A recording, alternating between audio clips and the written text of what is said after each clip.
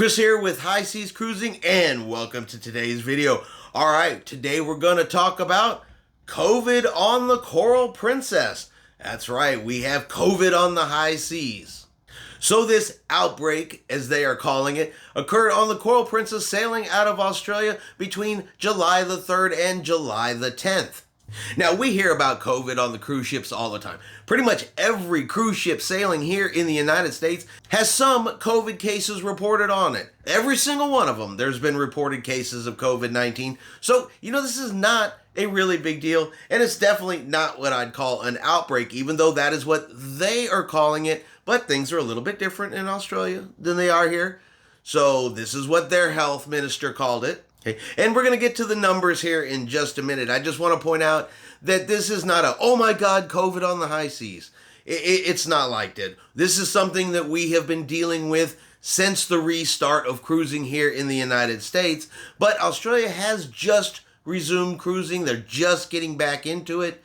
So yeah, COVID cases on board the cruise ships down there is something that's going to be mentioned. It's going to be talked about. And there's going to be articles about it because it's new for them. Even though here in the United States, it's just something that we live with on a daily basis, and it's something they live with too. It's just new to their cruising scene since the restart of cruising. So there were approximately 100 positive cases of COVID on board the cruise ship, and out of those 100, fewer than 20 were guests. All the remaining members were crew members. A little over 80% crew, a little under 20% passenger tested positive on board the cruise ship. Now, of course, the health and safety protocols kicked in just like they're supposed to. Everybody was immediately isolated.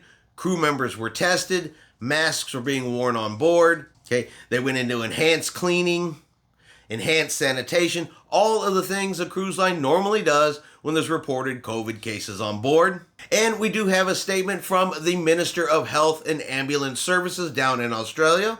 There were protocols put into place as to what would occur if there was an outbreak, and we are seeing an outbreak. Some of those passengers are being removed. They have chosen to isolate either in-home or in other accommodations, and we've supported them in doing that. And she goes on to say, this was always going to happen. Just like the rest of the community, the virus is everywhere, and there's no escaping that.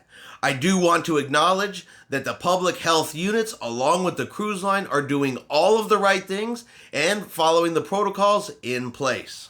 So as expected, a very calm response from the government, a calm response from the cruise lines. Both sides did what they were supposed to do.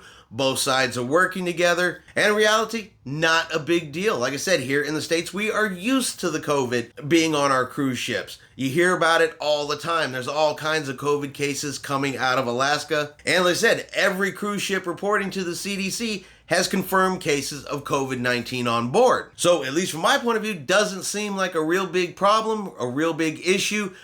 No hospitalizations, no one taken off by ambulance that we are aware of. Just the same thing that we are seeing here, which is usually minor cold, flu-like symptoms when you do test positive. Now, no itinerary changes were made on that cruise. No future cruises have been canceled. However, the cruise ship, of course, was supposed to go back out on the 10th like it was normally scheduled to do. Princess Cruise Lines did offer full refunds for anybody who decided not to get on that cruise. If they were concerned, worried because there had been COVID cases on board the previous sailing, they did offer a 100% refund for folks that just simply were uncomfortable and not willing to get on board the ship due to the COVID cases. So Princess taking care of the people on board, Princess taking care of the people for the next sailing, getting along, working with the government. So at the end of the day, this is nothing more than a little bit of information just to keep you guys aware of what is going on in the cruising industry.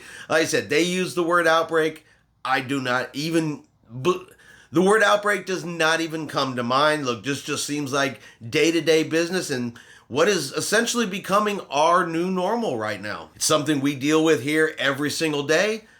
They've restarted cruising. They're going to have to deal with it every single day, just like us.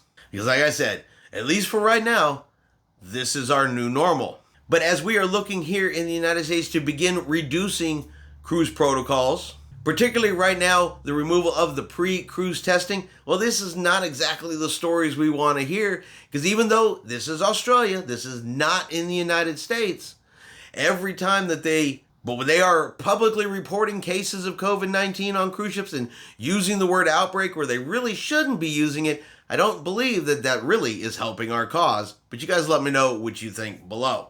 All right, and that is going to be your cruise news for today. If you enjoyed today's video, do me a favor and hit that like button. If you haven't done so, do me a favor and hit that subscribe button. It is free to do so. Helps our channel grow, and it will always let you know when we put out another video. Hope everyone has a really great day and a really great week. And like always, we will see you out on the high seas.